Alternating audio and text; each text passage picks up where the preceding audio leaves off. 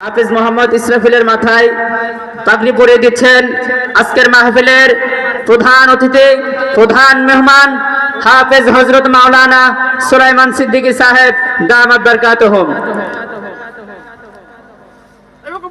আমরা কি সবাই একটু আলহামদুলিল্লাহ মাশাআল্লাহ বলতে পারবো না?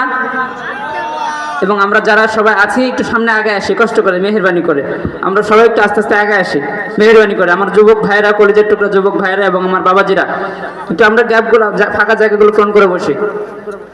এবং মাদ্রাসার পক্ষ থেকে হাফিজ মোহাম্মদ ইসরাফিলকে এক সেট কাপড় এবং একটি জায়নামাজ, আতর, টুপি মাদ্রাসার পক্ষ থেকে হাদিয়া দেওয়া হলো। এ পর্যায়ে পাগড়ি গ্রহণ করছেন হাফেজ মোহাম্মদ রোমান ফকির, পিতা মোহাম্মদ তারা ফকির, গ্রাম পশ্চিম জগদাহের মাঠ, পোস্ট উমেদপুর, থানা শিবচর, জেলা মাদারীপুর। হাফেজ মোহাম্মদ রোমানের মাথায় পাগড়ি পরিয়ে দিচ্ছেন আজকের